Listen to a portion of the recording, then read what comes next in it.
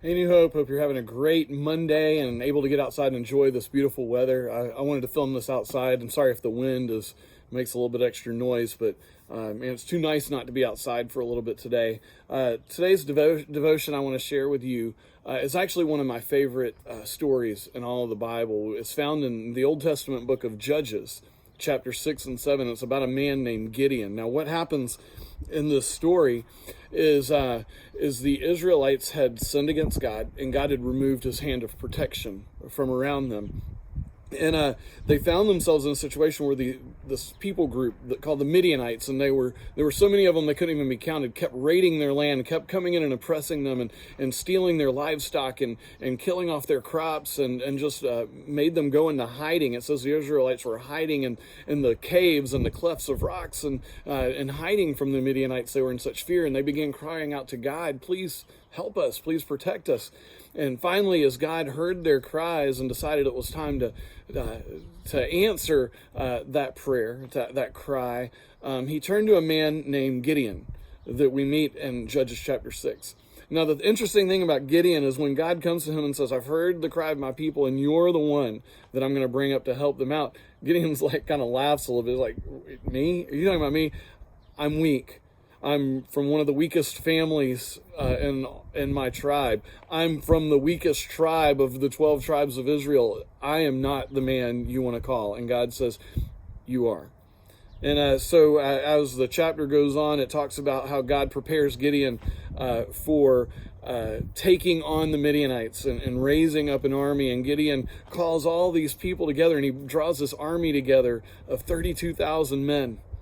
And God pulls him aside, pulls him out, and says, "Gideon, look, you cannot fight this battle with these 32,000.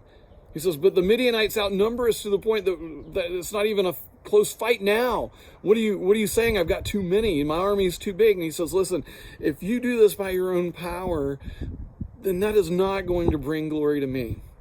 And that's what God's saying. This is about showing Israel who's in control. God's in control. And I can use anybody to do anything. And so to cut this story down, you can go read it for yourself tonight. I encourage you to with your family, actually. Go read the story in Judges chapter 6 and 7. But God causes Gideon to cut this army down to 300 men. He takes 300 men divided into three camps of 100 and to fight this army that can't even be counted. This ruthless army that's been oppressing these people all this time. And the whole story plays out to where Gideon and his men one night go and surround in their three camps of 100, go surround the Midianite army as they're camped out. And all they do is they take a jar and they take these trumpets and a torch. And it says at the moment they all agreed upon that they were going to shatter the glass jars, they were going to light the torches, and they're going to shout out, "This is for God and for Gideon."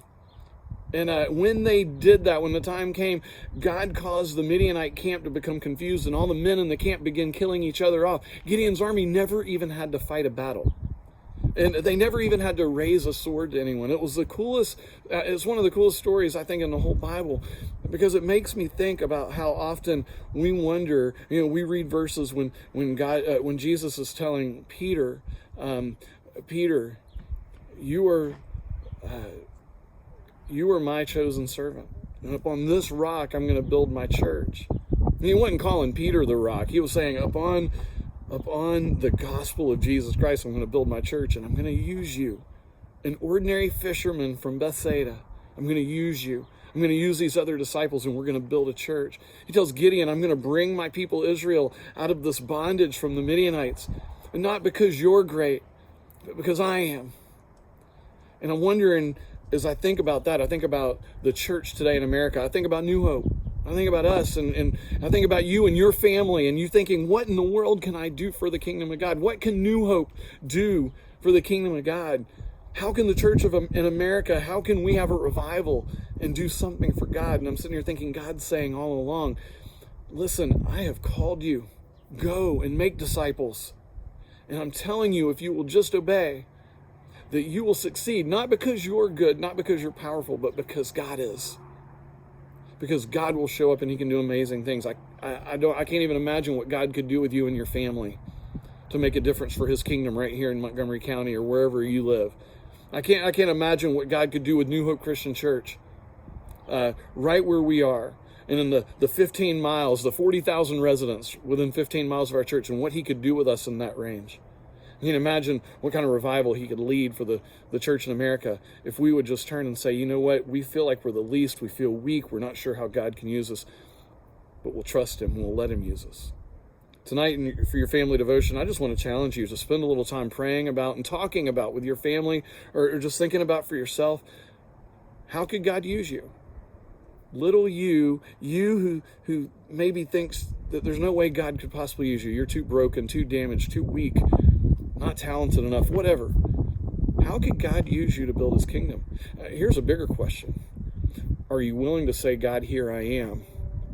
Whatever you want to do, do it. However you want to use me, do it. Are you willing to pray that prayer? That's a very bold prayer. It takes a lot of courage. Are you willing to do it? Take some time tonight to talk about how could God use you? How could God use your family? How could God use our church to make a difference in the world?